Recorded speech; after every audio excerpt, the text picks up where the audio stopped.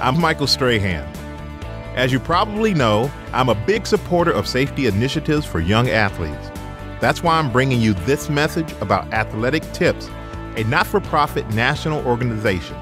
TIPS provides free education, resources, and grassroots community workshops on sports-related injuries. These programs are essential for parents, coaches, athletic trainers, and educators. They offer information and raise awareness on proper recognition, management, and prevention of concussion and other sports injuries. I invite you to watch this short video of a recent workshop held at Sun Life Stadium in Miami, Florida. The program was kicked off by two Miami Dolphin linemen who understand the importance of safety in sports. As a professional athlete, I know the dangers and problems that come from head and neck injuries. That's why it's so important for parents, coaches, teachers, and athletic trainers who are working with young athletes to have this information. I've taken a lot of hits. It's all part of the game of football. The important thing is to get in shape, stay in shape, and be prepared to take those hits. Athletic Tips recognizes that taking care of young athletes and helping to improve their performance requires the expertise of healthcare professionals. That's why TIPS relies on a multidisciplinary team of experts, including medical doctors, doctors of chiropractic, physical therapists, athletic trainers, and others to guide its game-changing programs. Here's Kevin O'Neill, head athletic trainer of the Miami Dolphins, who has supported the safety of athletes throughout his impressive career. Kevin is also a supporter of Athletic Tips. The attention concussion is getting now is incredible. One of the things that I think is extremely important and valuable is that, concussions aren't new. They've been around forever. I've been doing this for a long, long time, and I think what is new is the right amount of attention that they're getting now. And I think that's the critical part about what this program's about and the message that it's trying to get out. It's really a great grassroots effort of trying to get to coaches and to parents and to give them some valuable tools to help them understand what is a concussion and what to do to try to make sure it's getting the proper assessment.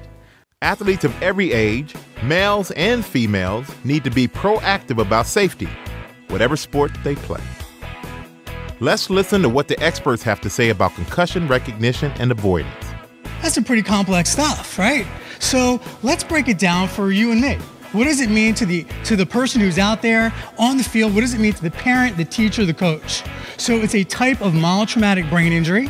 It usually occurs as a result of a bump or blow or jolt to the head, but can also occur when there's a blow or a fall to the body. And this is a really important point to understand, because if an athlete is on the field and there's forces that are imparted, they take a big hit, they fall hard, and there's no impact seen to the head, that doesn't mean they don't or couldn't possibly have a concussion. So it's actually the acceleration or the forces that get created, the front to back, the rotational forces that get created when these impacts occur, that determine whether or not somebody actually has a concussion. At the end of the day, due to these forces imparted on the brain, there's actually a chemical change in the brain. Now, if we look at the global data over the last 9 years, from 2001 to 2009, the incidence, the rate of injuries of these types of concussions have increased 60%. So 60% increase over an 8-year period of ER visits for kids under 20. Now, is this due to the fact that it's more dangerous to play these sports? Or is this due to the fact that the kids are getting bigger and faster and stronger? Or is this due to the fact that we're getting better at actually identifying these types of injuries? At this point, we don't know. But we do know it's on the rise and we need to do something about it. And that's why we're here today. If they move clumsily, that's a warning sign. If you ask them questions, what's your name, what's today's date, where are you, and they can't answer very quickly, that obviously is a problem and is going to give you an indication that the athlete has suffered a concussion. If they forget their plays, so you're not really sure, maybe they had a blow or you didn't see anything happen to them, they go out on the field, they forget their play. Or they can't follow directions about their assignment or know where they're supposed to be lining up. Those are all signs and symptoms that you're going to see on the field with these athletes that may indicate this kid has suffered a concussion. Any behavioral or personality changes, again, a warning sign. And if they can't recall the events before or after you're having that conversation with them, again, a big warning sign. But also, it's all about player safety and making sure these kids don't have recurrent injuries. If there's any doubt in your mind, call 911. The bottom line, and you'll keep keep hearing this over and over again, remove the player, obviously. After you remove the player, advise the parents what they should do, suggest the athlete to be immediately evaluated properly by an appropriate, keyword is appropriate healthcare professional, because not every healthcare professional understands the dynamics today, because years ago they thought they did, but now it's become a lot more sophisticated. Document everything that you observe as a coach and a parent, and then we'll get into the teachers and other things, that other people that should be involved in this process too. Here's another one, same day return to play. Never, simple, never do that. Believe it or not, what the activities that go on in school are much more critical than whatever goes on at home. Now, how are we gonna get the kid to get back into action? Returning to play, you gotta first identify the baseline. What were they able to handle? And you know that as a coach, as a parent, you're aware of what they were able to handle or not. Now, here's a kind of a mnemonic that I was repeating in my head. LMN, there's no O, and 2 Ps. Light, moderate, no contact, but they are at full exercise, practice, and then full play. Those are the 3 ways, those are the 5 ways, the stages to go through. LMN, no O, 2P.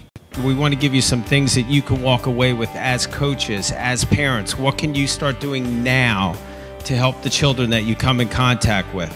Number 1, you're doing it right now. You are here because you care. We are here because we care about concussion. So number 1 is to keep learning. Do whatever it takes to take the next step to learn more about what you do. Be aware of the signs and symptoms, real important. We'll be getting you more information on that. You can't learn enough about concussion. This is one of my favorite ones. Learn more about the kids you coach.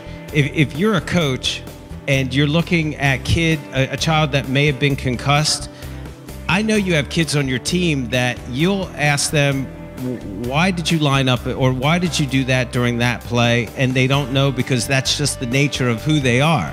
So you need to get to know your kids, because some of your kids are loopy 24/7 without getting a shot to the head.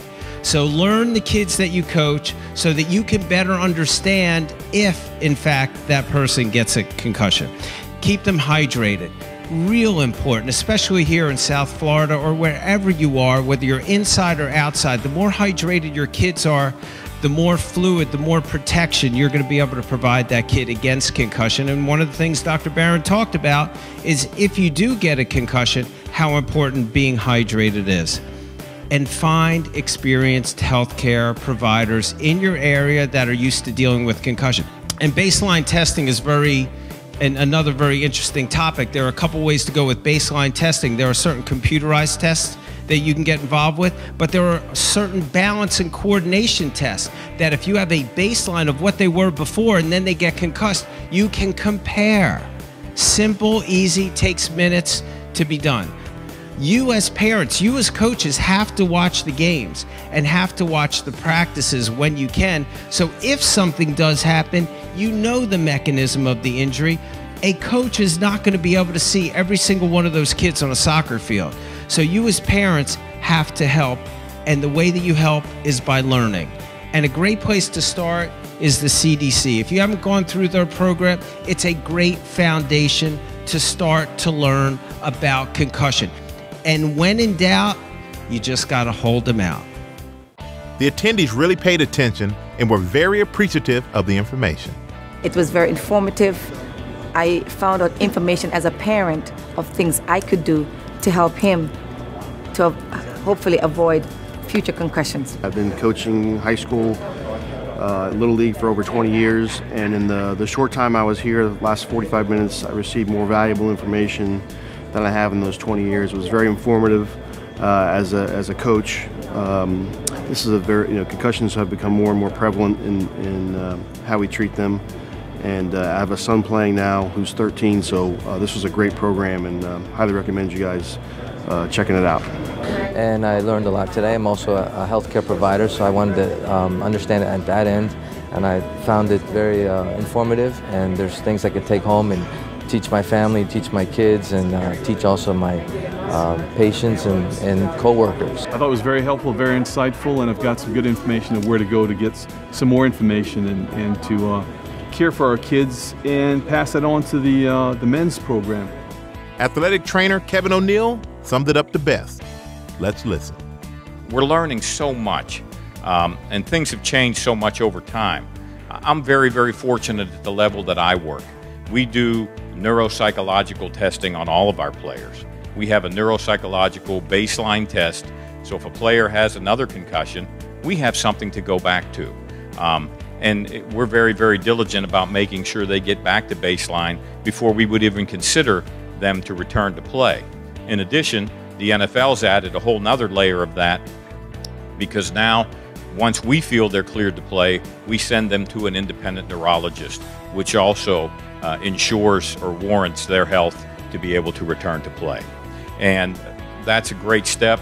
I think that a lot of really, really good things came out of the most recent collective bargaining agreement as it relates to some of the things going forward in concussion. And there's so much new information coming out. It's, you know, if you have a child that's car sick, if you have a child that gets migraine headaches, those children are probably more apt to have some of the extended concussion symptoms than children that don't get that.